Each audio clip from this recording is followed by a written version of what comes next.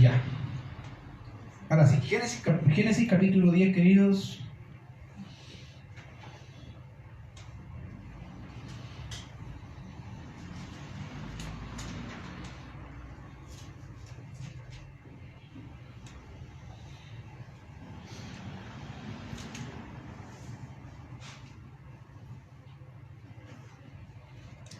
Dentro de los nombres o apellidos, mejor dicho, ya, diría que más conocidos o más repetidos o que se encuentran con más frecuencia es el apellido Reyes. Interesantemente, de hecho, se piensa que se piensa que ese apellido es de origen o procede de una persona llamado Clemente Reyes, que era un caballero romano que vivió alrededor del año 230. Padre de lo que sería padre de Santa Clara Regina, y es uno de los 100 apellidos españoles más frecuentes. ¿Y por qué les digo eso? Porque yo soy Reyes. Interesantemente, no sé si alguna vez ha visto la genealogía de su nombre, pero se da cuenta que a veces hay apellidos o nombres muy comunes. Ya son de los más comunes. De hecho, como dije, los Reyes, el apellido Reyes es uno de los apellidos más comunes, y de hecho tienen un escudo, tienen una bandera, un escudo familiar.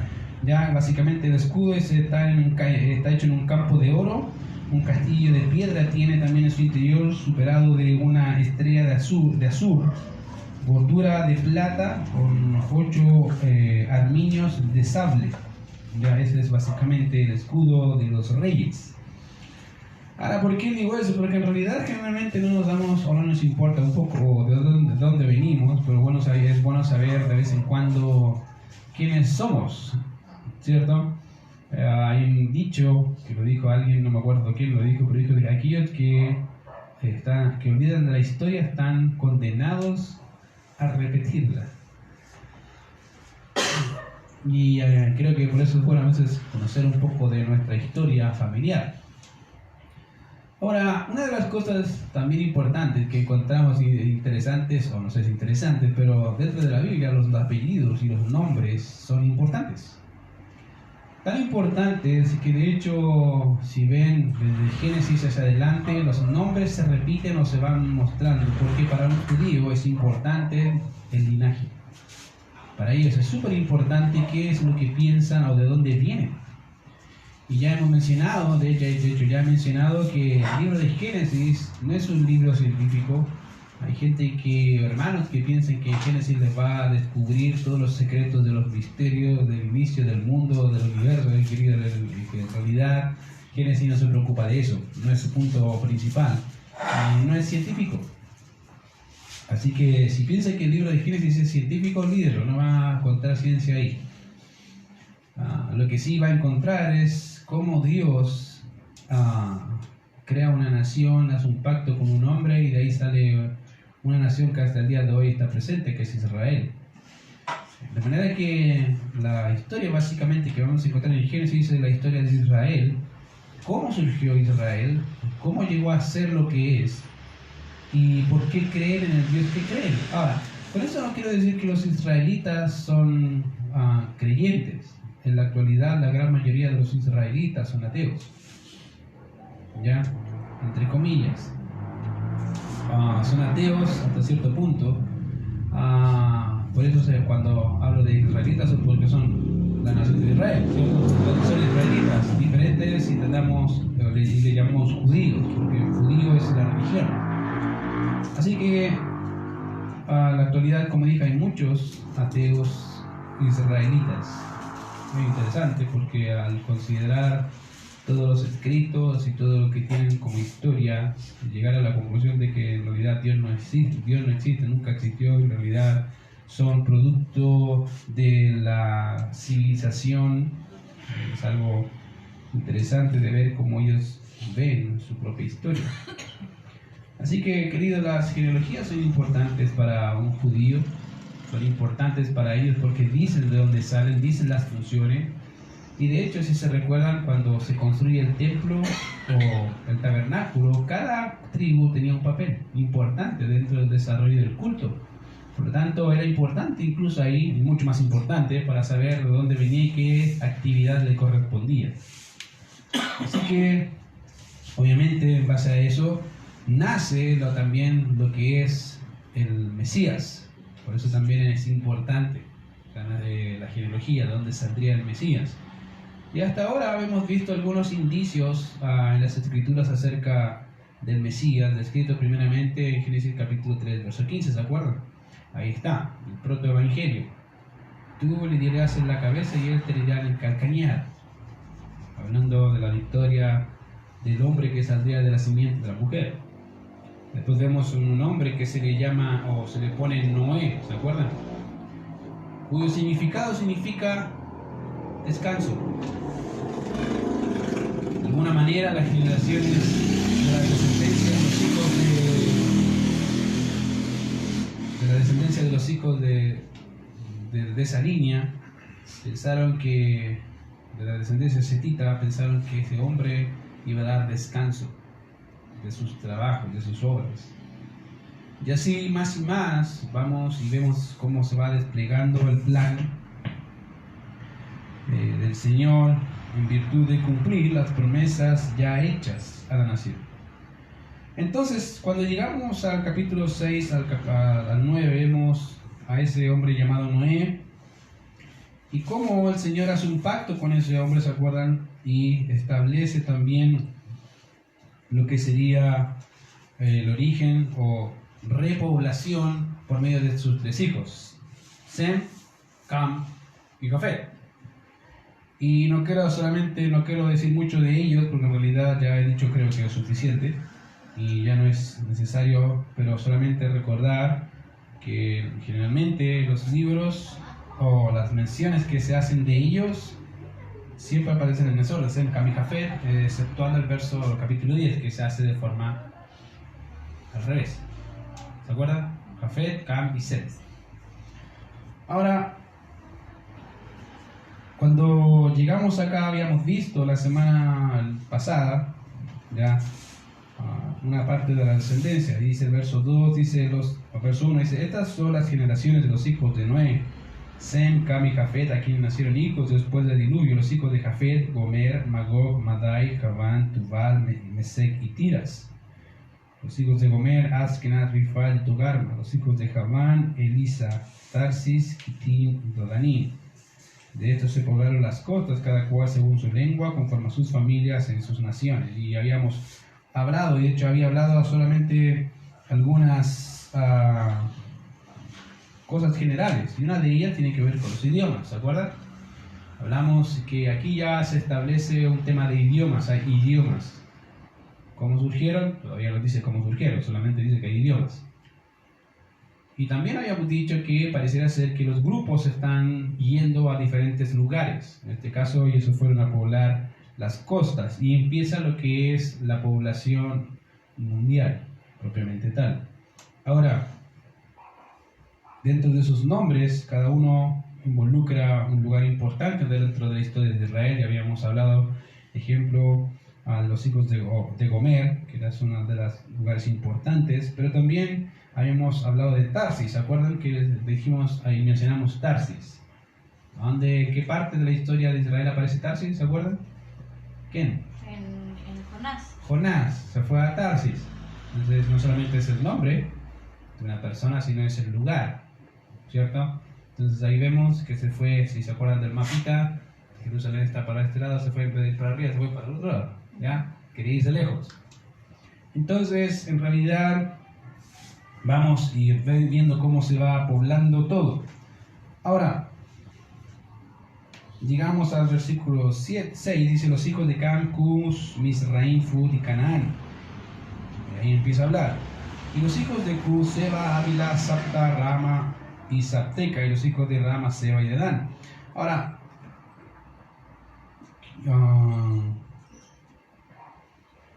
comenzando con la familia de Cam, obviamente tenemos a Cus, que aparece ahí. ¿Ya? Este tuvo, según se nos menciona, 6 hijos. ¿Ya? De nombre de un importante, 6 hijos. De eso se nos menciona a Seba, que está ahí en la lista. Y Seba es conocido por el nombre de un importante reino del sur de Arabia mencionado en Isaías capítulo 43, verso 3 y capítulo 45 de Isaías, verso 14.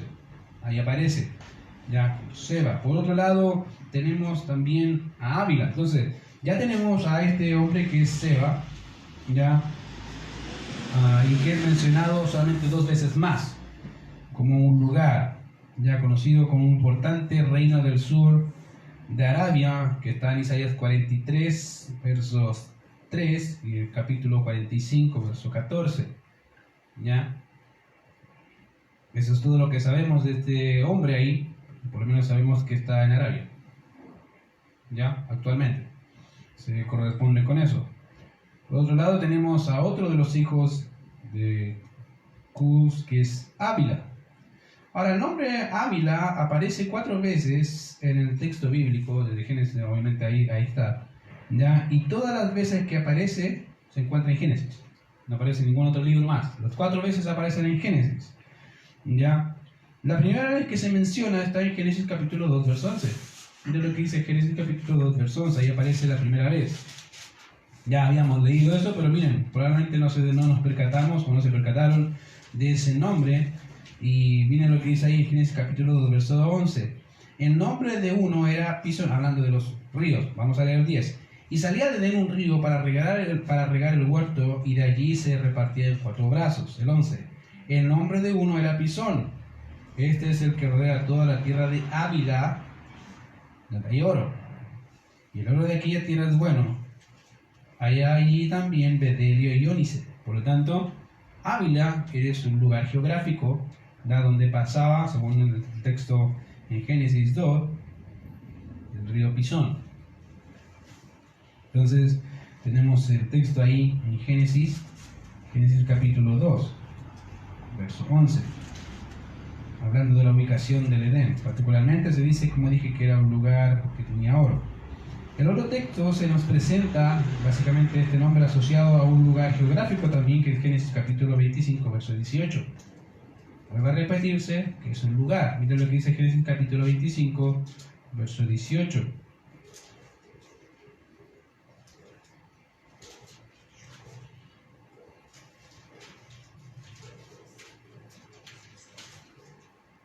Dice así, Génesis 25, 18.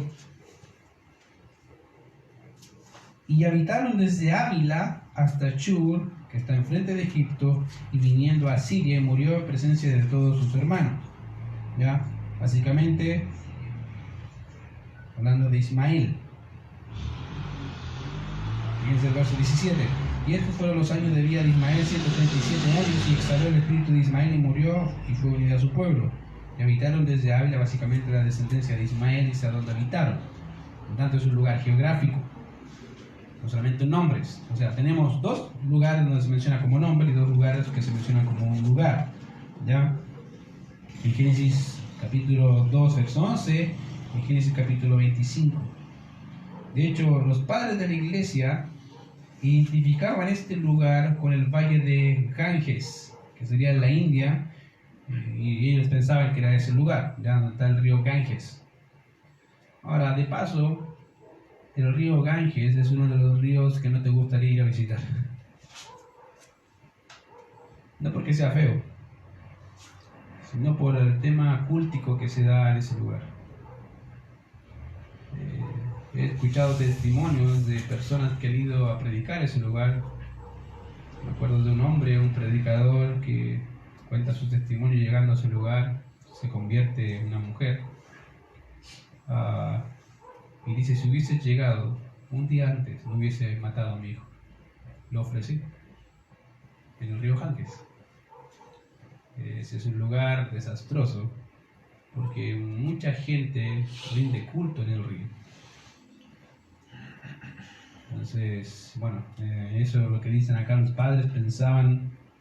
Los padres de la iglesia pensaban que tenía que ver con ese lugar, ya en la India. Por otro lado, también están los que piensan que Ávila es una región de Arabia, como bien piensa también Evis Carballosa, que piensa que es un lugar de Arabia tomado como referencia Génesis capítulo 25, verso 18, o sea, él dice es un lugar geográfico, en realidad, cercano a Arabia, por las descripciones que se dan en Génesis capítulo 25, verso 18, y en 1 Samuel capítulo 15, verso 7. Entonces, obviamente, donde se establece que ese lugar tenía una localización en la península arábiga y de donde se concluye que podría ser el padre de algunas de las tribus árabes. No se sabe cuál, pero según el lugar y las descripciones que se dan en la Biblia, lo más seguro es que Ávila era un hombre, ¿cierto?, que habitó posiblemente en algunos lugares de los árabes y fue probablemente uno de los padres. No se sabe con precisión quién fue, pero sí su lugar donde moró. ¿Ya? Ahora, fíjense de paso que generalmente cuando las personas en el Medio Oriente o en este tiempo van avanzando y repoblando, lo que van haciendo es ponerle el nombre de la ciudad o del lugar, ¿el nombre de quién? Del fundador. Del fundador, del padre. ¿Ya? Generalmente lo hacían así. O de más y más van a ir poniéndole nombres por los eventos particulares que van sucediendo, como lo vemos en el caso de Abraham, Isaac y Jacob. ¿Se acuerdan? Que van poniendo monumentos, ¿ya?, y poniéndole nombres para recordar algo que pasó. Bueno, lo mismo pasa acá, pero hablando de lugares geográficos, ¿ya? Entonces se establece básicamente que es una localización en la península arábiga. También tenemos a Sabta, ¿ya? Ahora, Warburg, que es un comentarista también, hablando de eso, dice que es Adramaut. Dice, ¿qué es esa cuestión? Dicen algunos, Adramaut, se come, no se come, es un lugar. ¿Ya? Adramaut, que es una región histórica del sur de la península arábiga, o sea, vamos de nuevo para el mismo lado. ¿Ya? Y que básicamente es en el Golfo de Adén, mientras que otros la identifican con la región de Sabata, en Arabia. Por lo tanto, si se fijan, básicamente estos tres que están acá, pareciera ser que se metieron para el lado de Arabia, y ahí se quedaron, probablemente muy juntos, el uno del otro, y empezaron a repoblar ese sector. ¿Ya?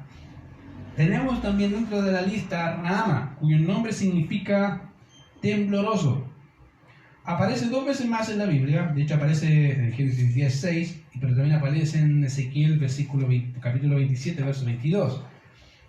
Uno es el nombre de una persona, que aparece ahí en Génesis, y el otro es asociado a un lugar. Ahora, en ese caso es una tribu mercantil que comerciaba con especies de oro y piedras preciosas. Se cree que la rama de hoy está cerca de lo que es Maín, en el sudoeste de Arabia, que es la misma antigua población de ese nombre, y también Zapteca, al igual que Rama, se ubican en Arabia, o sea, todo ese sector Arabia.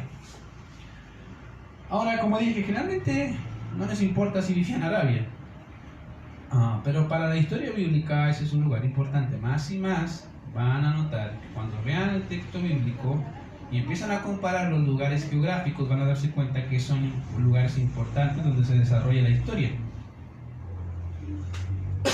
Ahora, como dije, generalmente la gente olvida la historia. No sé si te gusta la historia, creo que son pocos los que les gusta la historia. Más y más me he estado metiendo a la historia de diferentes áreas. Me he dado cuenta que la historia no solamente te ayuda para saber lo que pasó. El método histórico te ayuda a saber no solamente cómo se desarrollaron los eventos, si los eventos en realidad son reales o no reales, o son solamente mitología, o son costumbres, sino que también te ayuda a saber qué puede pasar en el futuro. Uno de los propósitos de la historia es decirte, mira, esto pasó en tal lugar, casi las mismas circunstancias, las mismas cosas, pareciera ser que es casi igual. Ten cuidado. No sé si algo realmente te ha pasado, que tu madre o tu papá te cuentan algo, me pasó esto, y de repente te das cuenta en la vida que algo parecido está pasando contigo. Por lo menos a mí me ha pasado, no, si esto ya lo he visto en otro lado, y mejor hago otra cosa. Porque es como que te dice, vas en mal camino, el resultado es malo. Bueno, si no te has visto en eso, piensa un poco. Lo más seguro es que más de una vez te ha pasado que hay eventos que parecieran que son los mismos, porque alguien te contó, yo pasé esto, por esto, y después te das cuenta que hay casi los mismos aspectos del acontecimiento, pero que no tomamos en cuenta. En realidad, cuando nos cuentan historias, nos entran por un lado y nos pasa por otro. Ahora, es interesante porque tengo un compañero de trabajo también que le encanta, tiene ese que tiene historia. No sé cómo, de dónde saca tanta historia, pero siempre con su historia, siempre, si bien nos hace reír, porque son algunas chistosas, pero hay otras que son serias y te permiten reflexionar. Entonces digo, muy interesante cómo él ve la vida en cosas muy cotidianas. Te permite ver, por lo menos aunque no es creyente, me permite ver cómo ve un no creyente en su vida. Ahora, fíjate que llegamos a Rama, cuyo nombre significa, como dice, el tembloroso, y aparece 2 veces, ¿ya? Y también está junto con Sabteca en el lado de Arabia. Ahora, aunque se nos mencionan algunos de los hijos de Cus, hay uno que destacó sobremanera, a diferencia de todos los hijos que tenemos acá. Fíjense que el texto bíblico hace un hincapié y marca la diferencia. Estos son los hijos, dice, pero hay uno que marcó la diferencia. Y lo hace notar. Fíjense que es interesante porque, como dije, se nos menciona algunos de los hijos de Cus, y de hecho el texto bíblico lo trata aparte de los hermanos. Y miren lo que dice el texto, dice, y Cus engendró ¿a quién? Nimrod. Y empieza a hablar de otro de los hijos de Cus. Pero este destaca. Ahora, creo que en cada familia hay uno, aunque uno no lo quiera, siempre hay uno de los hijos que destaca. Ya sea por sus habilidades o por algo, pero siempre hay uno que destaca. Espero que tenga un hijo que destaque en algo bueno, no en algo malo. Pero siempre hay uno que destaca. Y acá tenemos a uno de todos los hijos que destacó, a diferencia de los demás. Y el texto, y Moisés nos deja claro ahí, diciendo que Cus engendró a Nimrod, quien llegó a ser el primer poderoso en la tierra. Ahora hemos llegado, querido, al punto más importante, creo yo, de este capítulo, de manera que veremos y vamos a ver esto de Nimrod en 3 aspectos. Primero vamos a ver el poder de Nimrod, la rebelión de Nimrod y también la conquista de Nimrod. ¿Ya? Y quiero comenzar obviamente por el poder de este hombre, ya, de Nimrod. Ahora, si notamos el pasaje que estamos considerando, veremos que a diferencia de cómo se presentan los otros descendientes de las generaciones de Jafet, aquí se introduce una palabra distinta. En todos los versos que hemos visto hasta ahora se presentan las genealogías con una expresión, ¿ya? Y la expresión es los hijos de. Fíjate, cuando empezamos a leer, dice, estas son las generaciones de los hijos de Noé, Sem, Cam y Jafet. Empieza el verso 2, los hijos de Jafet. Verso 3, los hijos de Gomer. Verso 4, los hijos de Javán. Y termina. Después vamos al 6, los hijos de Cam. Verso 7, los hijos de Cus. ¿Se fijan? La expresión hasta ese punto que más se repite, se aparece 5 veces, ya en otro verso, y después del verso 7 aparece, después del verso de 8, aparece 4 veces más. Cuando llegamos al verso 8, dice el texto, cambia. Mira, dice básicamente, cuando llegamos al verso 8, que estamos estudiando, cambia radicalmente la palabra y coloca una distinta diciendo engendró. Pero no importa. Sí, importa porque está cambiando. Cuando en una historia te están repitiendo las mismas cosas, y generalmente a los hermanos que estudiaron conmigo en hermenéutica le dije, cuando el autor está escribiendo lo mismo, y de repente cambia, es porque algo quiere comunicar. Y aquí es la misma idea. Moisés está diciendo, estos son los hijos de los hijos de los hijos de los hijos de engendró. Cambió. Ya hay un cambio radical, la cual nos muestra ya una ruptura con el fin de resaltar la idea antes mencionada acerca de la maldición y la bendición que procederían de la descendencia de los hijos de Sem. ¿Se acuerdan? No se nos olvide que antes de llegar al 10, los tres hijos, o básicamente Sem, Canaán y Jafet, tuvieron una bendición y maldición, ¿se acuerdan? Sem es bendito, Jafet es bendito en los lomos de Sem, y Canaán, ¿qué pasó con él? Fue maldecido. Pareciera ser que Moisés lo que va a hacer ahora es decirte, mira, vamos a diferenciar un poco entre los que pertenecen a la bendición y los que no pertenecen a la bendición. Y los destaca. Y esa es la idea ahí. Ya nos muestra, a poner ese cambio, nos destaca básicamente el tipo de descendencia entre Sem, Cam y Jafet. Y de ahí que ese cambio es importante, porque de alguna manera lo que hace es reforzar la idea de que la lista que tenemos son escogidos básicamente por su importancia histórica. Todos los que están acá son escogidos por su importancia histórica, ya en los eventos narrados, y porque de ella traza la descendencia que sería bendecida y que por ende nacería el Cristo. Eso es importante.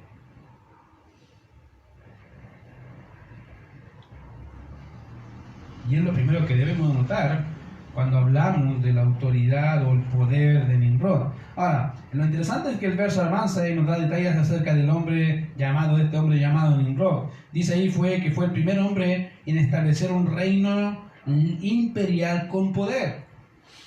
De hecho, el texto nos dice quien llegó a ser el primer poderoso en la tierra.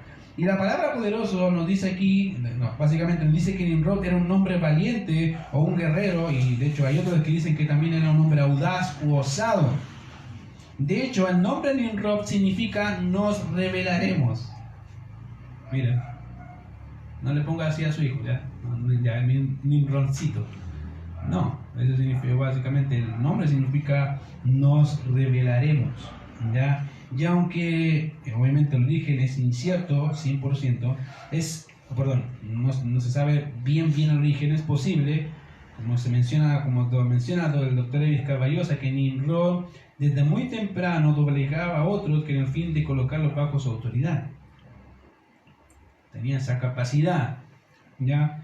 Lo que haría que se convirtiera en una figura míticamente reconocida en todo el cercano oriente, siendo adaptada por muchas culturas. Querido, Nimrod es una de las personas más conocidas históricamente. Se conoce.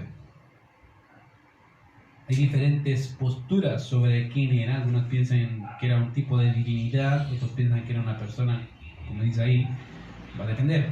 Pero de que Nimrod es conocido, es conocido.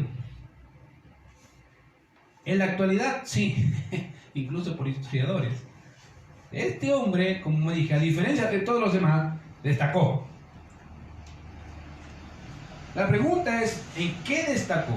¿Qué fue lo que hizo que Nimrod destacara sobre los demás? Y pasamos a nuestro segundo punto, que es la rebelión de Nimrod.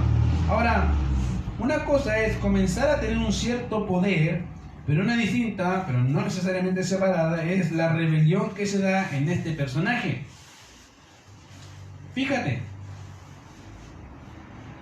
el verso 9 nos dice algo más acerca de Nimrod que necesitamos prestar atención.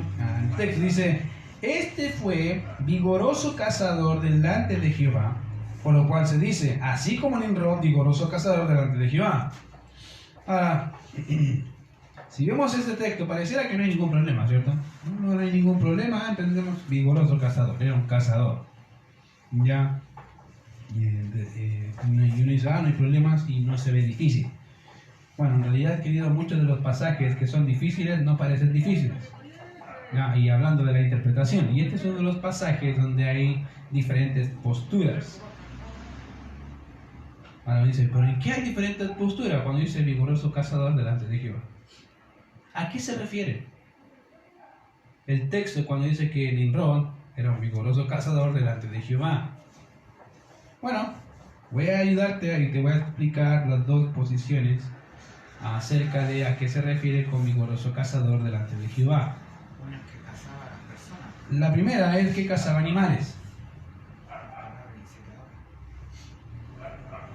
La primera posición, ¿ya? O la interpretación que se le da es que en ese texto es que cuando el texto dice que Nimrod fue vigoroso cazador delante de Jehová, se dice que este hombre era diestro en perseguir, atrapar y matar animales, de manera que la expresión delante de Jehová se refiere a que Dios consideraba a Nimrod, le llamaba la atención a Nimrod, lo reconocía como un brillante cazador. Dice, excelente. Bueno, esa es una de las posiciones. Algunos piensan, sí, me pareciera bastante lógico que fuese un cazador. Esa es una. Ahora, en segundo lugar tenemos otra interpretación, ¿ya? Ofrecida por Ken y Delitzsch, que son comentaristas, que toman la expresión delante de Jehová, no así, la colocan como en contra de Jehová. Distinta. Ellos dicen, y cito literal, Nimrod fue poderoso cazador y eso en oposición a Jehová. No delante de Jehová en el sentido de según el propósito y la voluntad de Jehová, aún menos como Elohim, en un sentido superlativo. La última explicación, básicamente como Elohim, no es permitida por el uso del idioma. La segunda es irreconciliable con el contexto. El nombre mismo Nimrod de Marad, nos revelaremos, señala alguna resistencia violenta contra Dios. Eso es lo que ellos dicen. Su nombre y cómo se reconoce, dice, en realidad no era un cazador delante, es que estaba en contra de Dios, literal. No era un cazadorcito de animalitos, probablemente comenzó así, como se le enseñaban a los niños a poder alimentarse, ¿se acuerdan? Cada uno tenía una profesión. Tenemos en el caso, ¿se acuerdan? De uno que le cuidaba, ayudaba a su madre en su casa y otro iba a cazar, ¿se acuerdan quiénes son? Esaú y Jacob. Eso, Esaú y Jacob. Tenemos un cazador, era muy normal. ¿Se fijan? Entonces, acá tenemos algo parecido, pero aquí este cazador no era solamente cazador de animales, era cazador de personas. Y eso es, pero dice, ¿cómo hace eso? ¿Cómo cree que llegó a crecer, a formar un imperio? Le decía, ¿quiere ser mi amigo? No creo que haya hecho eso. Por la fuerza. O estás bajo mí o te mato. Entonces, querido, no es interesante porque el punto principal de esto no es, mira qué lindo que era un cazador, no, el punto principal es que él era realmente un cazador, alguien que estaba en total rebeldía en contra de Jehová, ¿ya? Entonces, de esa manera es posible que Nimrod comenzara, como dije, como un cazador de animales, pero lentamente fue convirtiéndose en cazador de hombres a su servicio, convirtiéndose en el primer imperialista de la historia. Por fuerza. Ahora, es interesante, fíjense, que después que hay un diluvio de condenación global, empieza a desarrollarse la historia de la humanidad nuevamente. ¿Y qué pasa con la historia? El hombre quiere tener dominio sobre otros hombres. ¿Te parece conocido? Rechazo. Fíjate que es interesante notar que las constituciones, y eso lo escuché hace poco, no sabía, lo que hacen es resguardar a la población de algo llamado Estado. Le dice a la población, estos son tus derechos y estos son tus deberes. Por eso es importante. Si no hay constitución, ¿el Estado qué hace? Si quiere te puede dejar bancarrota. Por eso son importantes. Porque te dice, esto es permitido y esto no. Es como un contrato, comilla, legal.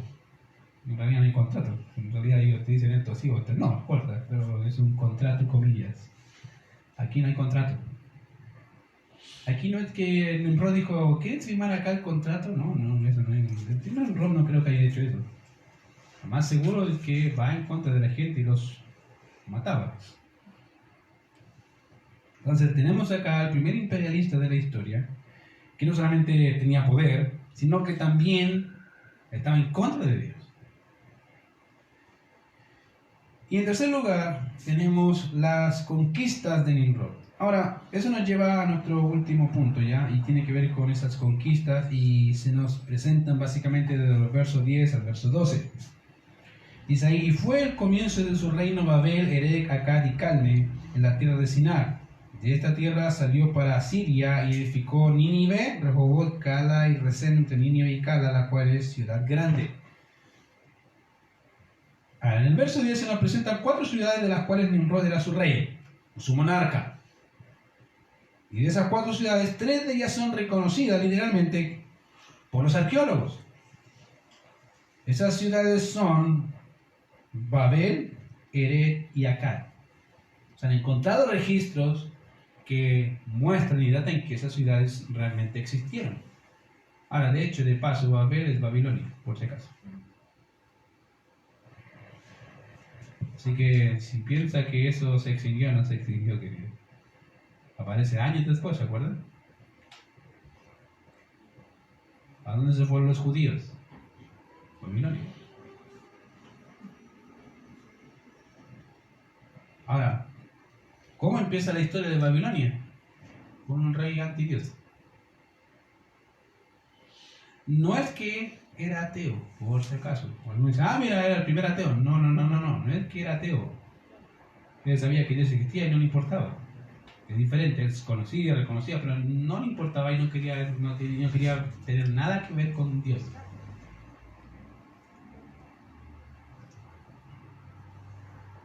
Entonces acá se nos presentan 4 ciudades, ¿ya?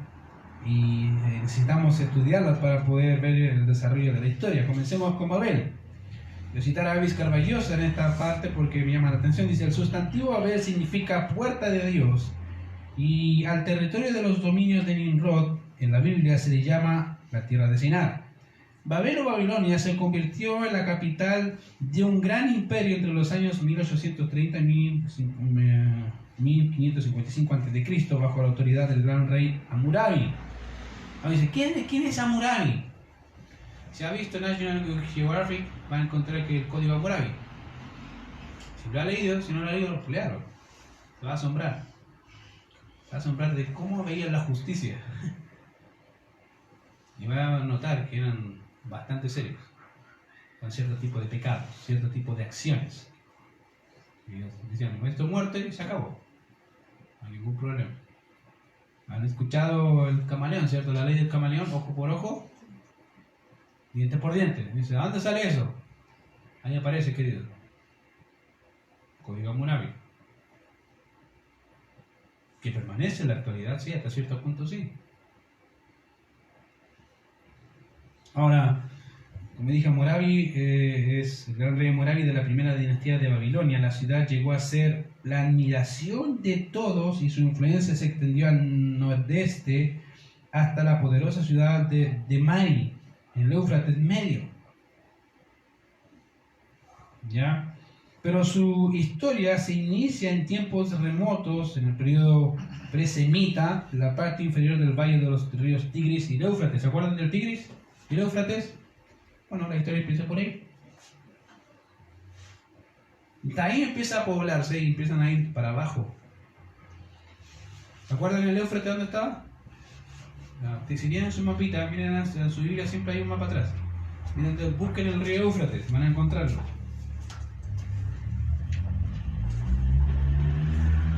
Ya, así que si cuando empieza a hablar de nombre y esas cosas, ya vean siempre la Biblia atrás tiene un mapa y busque el río Éufrates.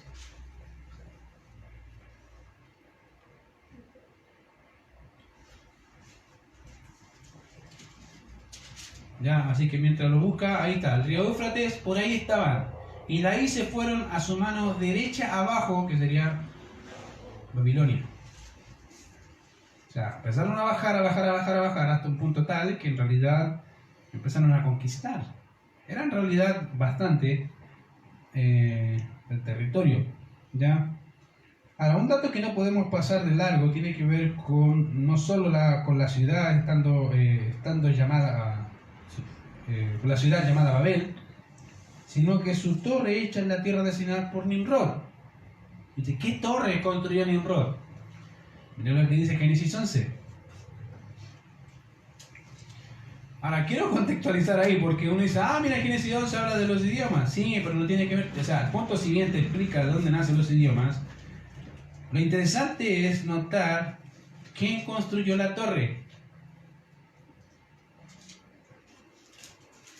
Génesis 11, mira.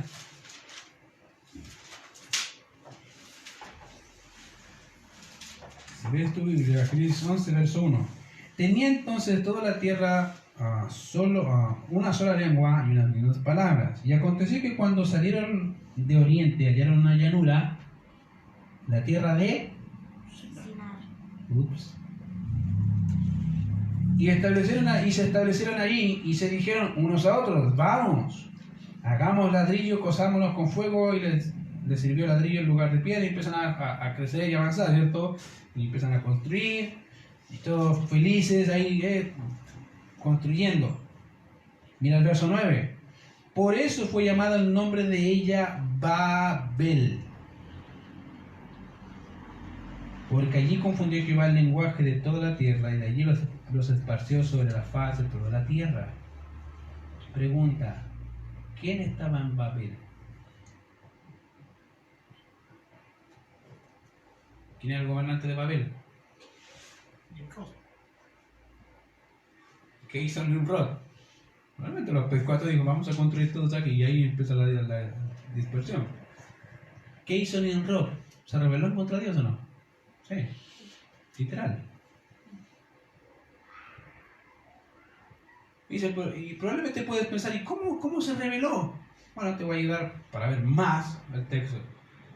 Dios le dijo a Noé, fructificar y multiplicaos, llenar la tierra, ¿cierto? Y ese era el plan.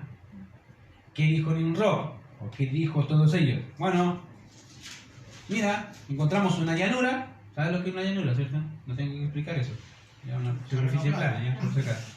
Ya. Digo, mira, encontramos una llanura, vamos a juntarnos todos aquí, vamos a construir una torre muy alta. ¿Quién es el capitán? Nimrod. Vamos. Y en eso, ¿qué hace Dios? Dice que bajó y confundió los idiomas. La pregunta es, ¿por qué? Porque el plan de Dios no era ese. El plan de Dios era llenar la tierra. ¿Quién iba en contra del plan de Dios? ¿Quién era la cabecilla? Lo más seguro, el texto no lo dice, pero posiblemente pudo haber sido Nimrod.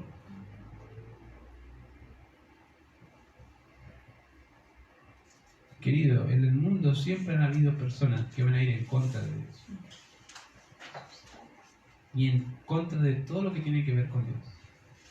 Si no, no existirían ateos, querido.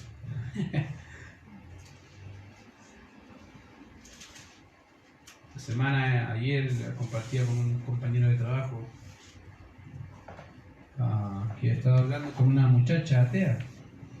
Por lo menos no me insultó, ya eso bueno. Pudimos conversar sin ningún problema. Una de las cosas que le planteé fue el tema de los milagros. ¿Son reales o no son reales? Y le puse un problema hipotético. Le dijo que imagínate que vas a un lugar, vas a médicos que son reconocidos mundialmente y te dicen, tu caso no tiene remedio, ¿verdad? Está vetada, en términos bien coloquiales. Lo único que te espera es morir. No podemos hacer nada. Si hacemos algo, te mueres. Y dije, imagínate que está en ese punto y que de un día para otro se recupera totalmente. ¿Cómo lo haces? ¿Qué pasó? Bueno, ella me dijo, posiblemente puede haber sido un mal diagnóstico.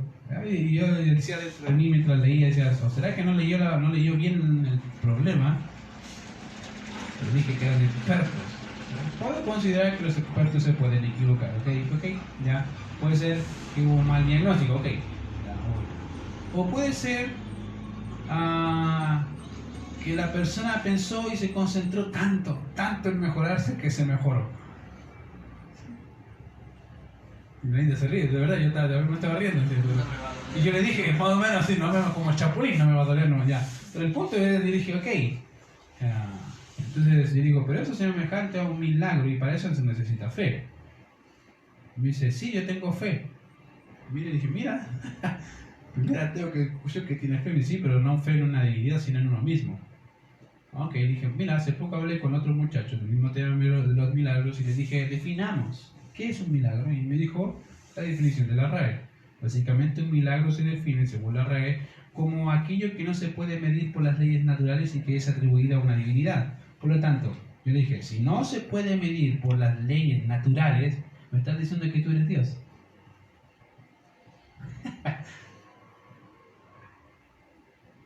Y no me contestó la pregunta, se saltó.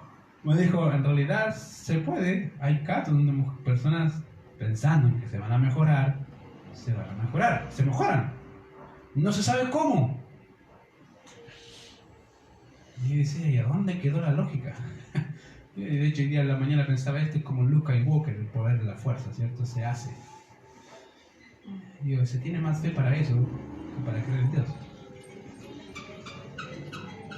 El punto es que ella no quiere reconocer que tiene que existir un ente superior para que se genere la sanidad completa en una persona que no la tiene. Y eso no lo va a reconocer. Hay personas que no quieren conocer a Dios, no quieren saber nada de Dios y piensan que la sociedad se vería mucho mejor si no existiera ningún concepto ni nada acerca de Dios. Pues hay. Nimrod era uno de esos, pero Nimrod no era ateo. Él voluntariamente decidió, no voy a hacer caso a Dios. De alguna manera creo que tenemos ese tipo de conductas a veces. Sabemos lo que hay que hacer y decimos, no voy a hacerle caso a Dios. Eso se llama rebeldía. Y Nimrod era así, ¿no? No sé si te ha pasado que sabes que tienes que hacer algo y no lo haces. Y ahí está el Espíritu Santo dentro de uno diciendo, hazlo. Ahí tú dices, no. El pequeño Nimrodcito dentro de nosotros diciendo, no lo hagas. Y empieza, y lo interesante es que uno empieza a pensar dentro de uno mismo y dice, si lo hago van a haber problemas, si no lo hago también van a haber problemas, no, mejor no más problemas, no, empezar ahí, ¿cierto? Pero sabes que es lo correcto. Bueno, aquí tenemos un caso donde se ve literalmente a alguien rebelde. Ahora, fíjate que la segunda ciudad fundada por Nimrod es Erech. Esta ciudad estaba a 65 kilómetros al nordeste de Ur, al norte del Éufrates, y es uno de los lugares que llegaron los colonos que básicamente llenaron el vacío de Samaria en el año 722. ¿Qué pasó? Que no son judíos. Cuando el pueblo cayó, el Israel del norte cayó, se fueron para Samaria y empezaron a poblar ese lugar, y cuya primera civilización se remonta básicamente a los años 4000 a.C. y que actualmente se reconoce con el nombre de Huarca. Así se conoce ese lugar. Por lo tanto, el lugar es verdad, es fidedigno, sí. Ahora, si no me crees, busque Huarca. W-A-R-K-A, Huarca. Ese es el lugar. La tercera ciudad es estado de la ciudad de Akkad, ciudad donde vivió el famoso rey Sargón. Los que saben dicen, Sargón, ahí viene. Sargón y básicamente estaba situada en la parte norte de Babilonia, y Sargón por otro lado, de hecho, era semita. ¿Ya? El primer semita, o el primer reino semita de la historia, él lo tiene, ahí está, Sargón. Ahora, Génesis 10:13 nos habla de Mizraim, dice, engendró a Ludín y a Anamí, y empieza a hablar sobre las otras familias de Cus. Solamente quiero terminar, querido, diciéndote lo siguiente. Siempre hay alguien que va a destacar en una familia. Lo vemos siempre. Tenemos aquellos que son estudiosos, y siempre dice, este es mi hijo estudioso. Y tenemos al pata negra. ¿Cierto? A la oveja negra. No, a la pata negra no, ese otro. No, a la oveja negra, que está ahí diciendo, ahí está la oveja negra, que nadie lo quiere, ¿cierto? El chacal de la trompeta. Y el problema es que a veces se reconoce más a una persona por lo mal que hace que por el bien.